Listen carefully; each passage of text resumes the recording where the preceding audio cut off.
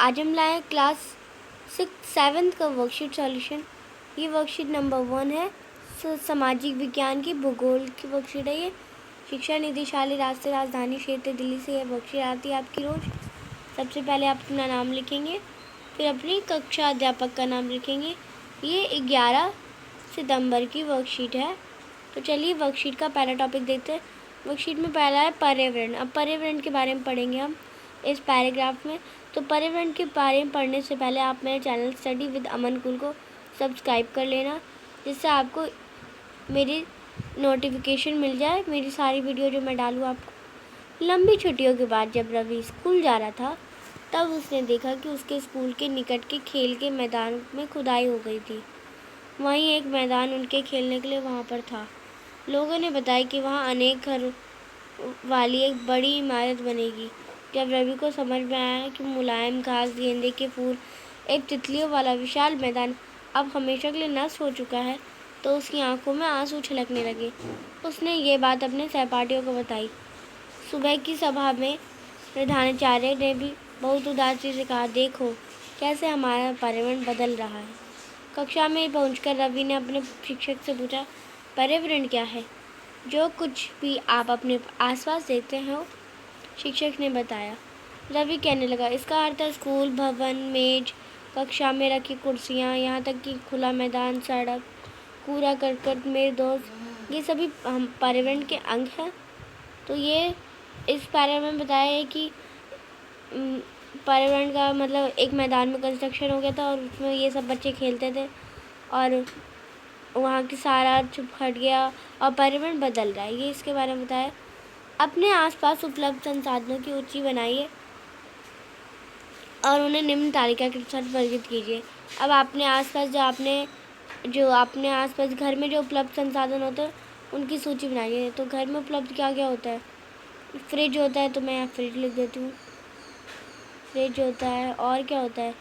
Bed होता है, तो आप लिख देंगे।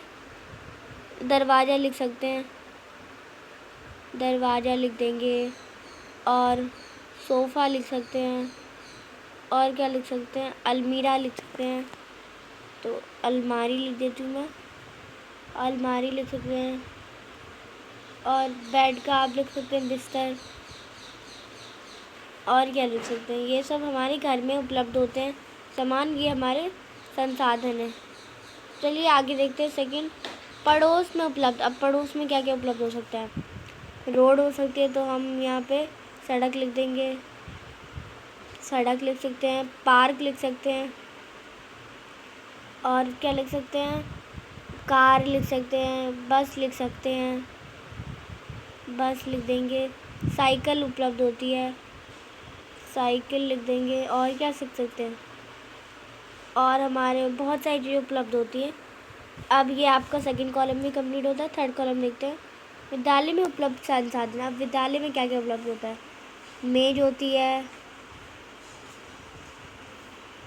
कुर्सी होती है, और किताबें होती हैं, तो यहाँ किताबें लिख दी मैंने।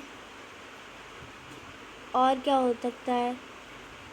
और कॉपी होती हैं, और लाइब्रेरी होती है। ऐसी बहुत सारी चीज़ होती है।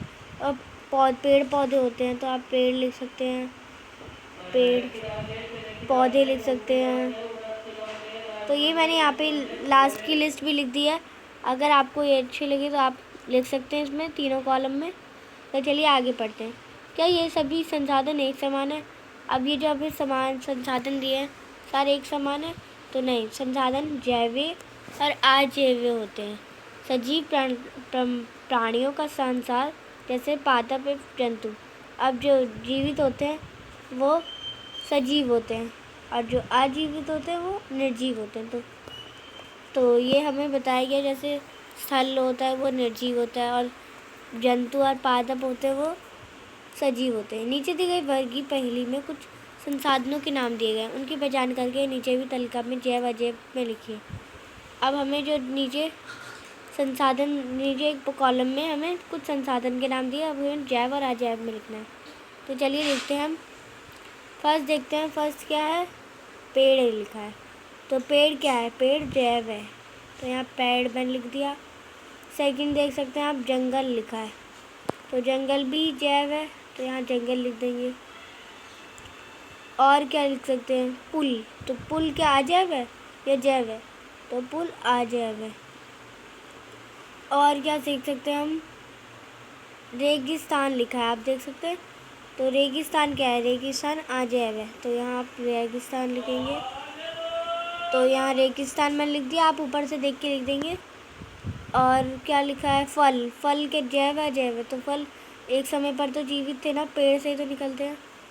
और क्या लिखा है, लकड़ी लिखी है, आप देख सकते हैं, लकड़ी भी आप इसी में लिखेंगे। तो ये मैंने इतना लिखवा दिया आपको। आगे अगर आपको और मिले तो आप और ढूंढ के लिख सकते हैं, मैं और ढूंढने की कोशिश करती हूँ। तो यहाँ आपको एक नदी भी दिख रही है, तो आप नदी भी लिख सकते हैं, मैं यहाँ पे काट देती हूँ, नदी भी लिख सकते हैं आप, तो नदी आप अजैव में लिखेंगे। तो चलिए, हमारे पूरी वर्कशीट कंप्लीट होती है, मैंने आपको सब कुछ लिखवा दिया है। अगर आपको कोई भी डाउट हो तो आप कमेंट सेक्शन में पूछ लेना, और मेरे चैनल को सब्सक्राइब कर देना, स्टडी विद अमन को, और इस वीडियो को लाइक करना। ठीक है बच्चों, thank you for watching my video, bye bye.